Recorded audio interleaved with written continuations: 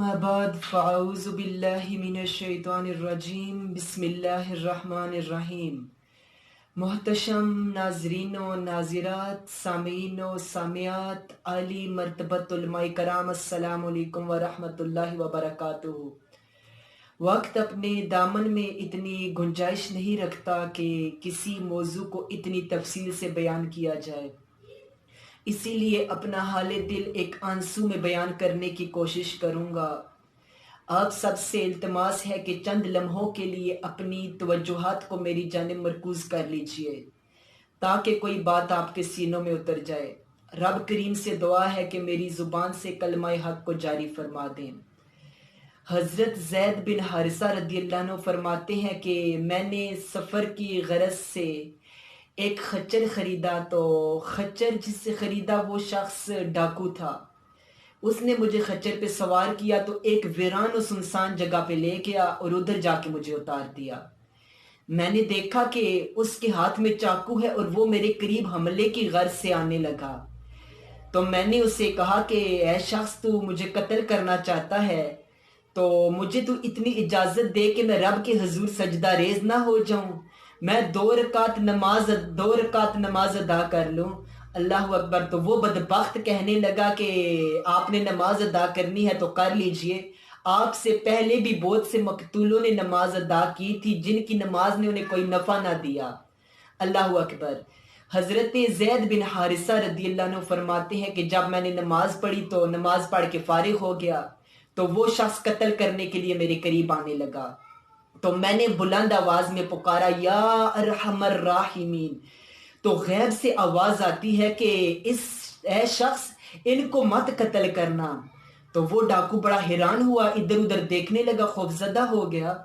लेकिन जब कोई नजर ना आया तो फिर वो कत्ल की गरज से आगे बढ़ता है। अल्लाह अकबर। फिर मैंने बुलंद आवाज में कहा कि या अरहमर राहिमीन। दोबारा गैब से आवाज आती है कि ऐ शख्स, इनको कत्ल मत करना। वो फिर मेरी जानिब आगे बढ़ता है कत्ल की गरज से। तो तीसरी मर्तबा मैंने बुलंद आवाज में फिर पुकारा, या अरहमर राहिमीन।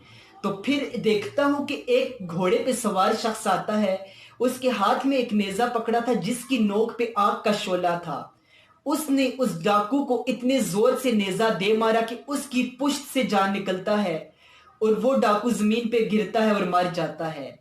अल्लाह अकबर। मैं हैरान हुआ कि ये शख्स कौन है आखिर।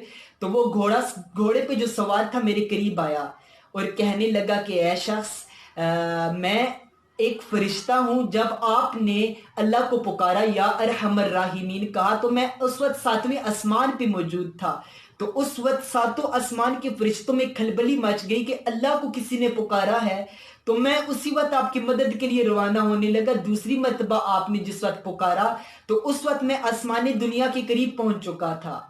तीसरी मर्तबा आपने या अरहमर राहिमीन कहकर पुकारा तो उस वक्त मैं आपके करीब मदद के लिए आ पहुंचा।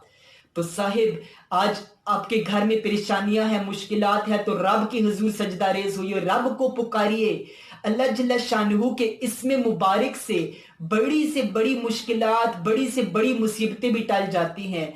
अल्लाह अकबर। और आज हम हैं कि हल्की सी मुश्किल आ जाती है, सर दर्द ही हो जाता है, तो हम जैली पीरों फकीरों के पास जा पहुंचते हैं। अल्लाह अकबर। फिर जो आगे तमाशा शुरू होता है वो तो एक अलग बात है ना।